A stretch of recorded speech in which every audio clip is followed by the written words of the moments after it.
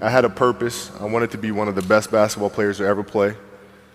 And anything else that was outside of that lane, I didn't have time for. I made that deal with myself at 13 years old. So everything I saw, whether it was TV shows, whether it was books I read, people I talked to, everything was done to try to learn how to become a better basketball player. Everything, everything. And so when you have that point of view, then literally the world becomes your library to help you to become better at your craft.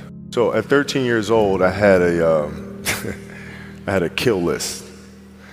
And so, you know, they used to do these rankings. It was Street and Smith basketball rankings. And I was nowhere to be found because I was like 6'4", scrawny, like 160 pounds soaking wet. So I was like 57 on the list. And so I will look at 56, 55, all the way up to number 1, who these players are, what club teams they played for. So when we go on an AAU travel circuit, I got to hunt them down, right? And so that became my mission in high school, is to check off every other person, all those 56 other names, hunt them down and knock them down. You know, you got to look at the reality of the situation. You know, like for me, it's not, you know, you kind of got to get over yourself. Like, it's not about you, man. Like, oh, okay, you feel embarrassed. You're not that important. Like, get over yourself. That's where you go. Get over yourself, right? Like, you're worried about how people may perceive you, and like you're walking around and it's embarrassing because you shot 5 air balls. Get over yourself, right? And then after that, it's okay, well, why did those air balls happen? Got it. High school, year before, we played 35 games, max, right? Week in between, spaced out, plenty of time to rest. In the NBA, it's back to back to back to back to back to back to back. I didn't have the legs. So you look at the shot, every shot was online. Every shot was online, but every shot was short, right? I got to get stronger. I got to train differently. The weight training program that I'm doing, I got to tailor it for an 82-game season so that when the playoffs come around, my legs are stronger and that ball gets there. So I look at it with rationale and say, okay, well, the reason why I shot air balls is because my legs aren't there. I go, well, next year they'll be there. That was it. Done. So many guys tell stories about your work ethic. Yeah. What was really your work ethic like, and for how long did you stay disciplined? Well, I mean, every day. I mean, since 20 years. It was an everyday process and trying to figure out strengths and weaknesses. For example, jumping ability. Man, my vertical was a 40, it wasn't a 46 or a 45. My hands are big, but they're not massive. Right? So you got to figure out ways to strengthen them so your hands are strong enough to be able to palm a ball and do the things that you need to do. Quickness, I was quick, but not insanely quick. I was fast, but not ridiculously fast. Right? So I had to rely on skill a lot more. I had to rely on angles a lot more. I had to study the game a lot more. And but I enjoyed it though. So like from the time I can remember when I started watching the game, I studied the game and it just never changed. Technical question here. Let's see how you can answer this. Who would Shaq be if he had your work ethic? He'd be the greatest of all time. If Shaq had your work ethic, he'd be the greatest of all time. Greatest of all time by a mile. Sure. He'd be the first to tell you that, for sure. I mean, this guy was a force like I have never seen. I mean, it was crazy. You know, a guy at that size, generally guys at that size are a little timid and they don't want to be tall. They don't want to be big. Man, this dude he did not care. He was mean. He was nasty. He was competitive. He was vindictive. I mean, I wish he was in the gym. I would have had fucking 12 rings. What is the conversational life like with your wife and kids to say, listen, this is what I'm doing? How did that conversation go? Well, with the kids, it's different. So like the communication with our children is that Pops is working hard. This is the level of attention to detail you need to have in everything you do. So it's setting the example. Same thing with my wife. My wife's a stay-at-home wife. It's the hardest job, man. Right? So she works really hard at that. I mean, it's, and so her attention to detail with that as well are examples for our children. And then for my wife, it's, she's as competitive as I am. So she's like, listen, man, if you're going to be out here training 8 hours a day, if you're going to spend 9 months out of the year away from your family, you better fucking win the championship. But it's a balancing act, and that's the thing that's important, is understanding that we have to have so much energy.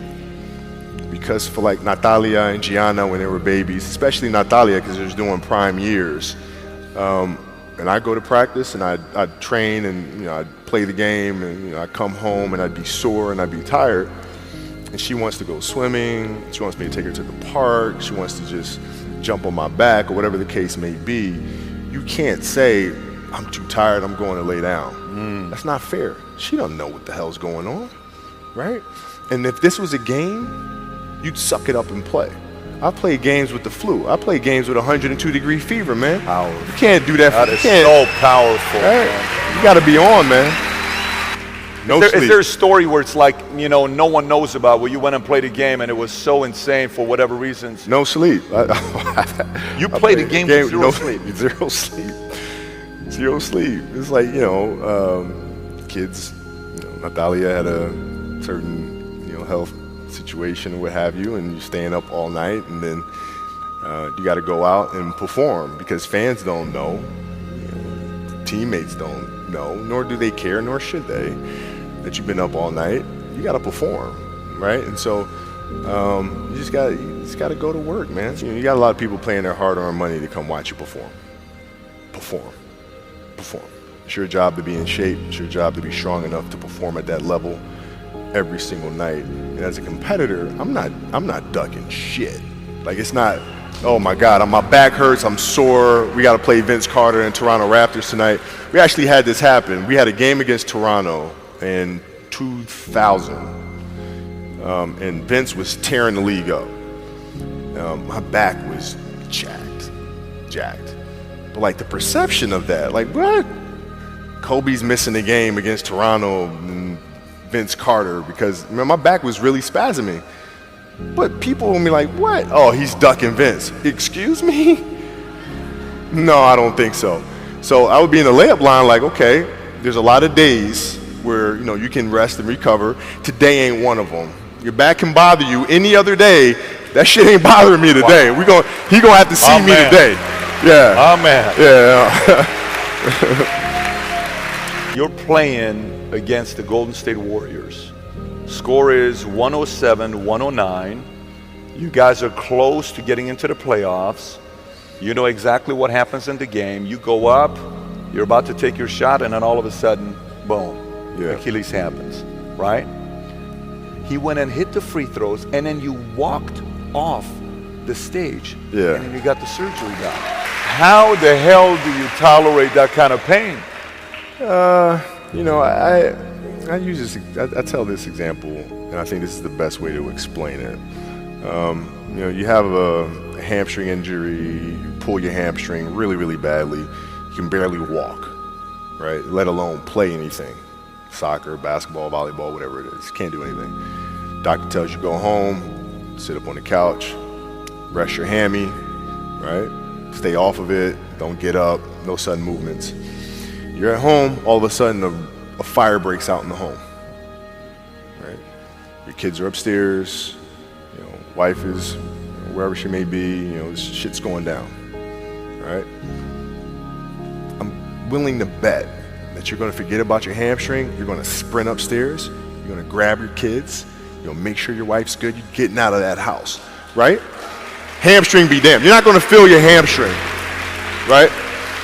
And the reason is because the lives of your family are more important than the injury of your hamstring. And so when the game is more important than the injury itself, you don't feel that damn injury.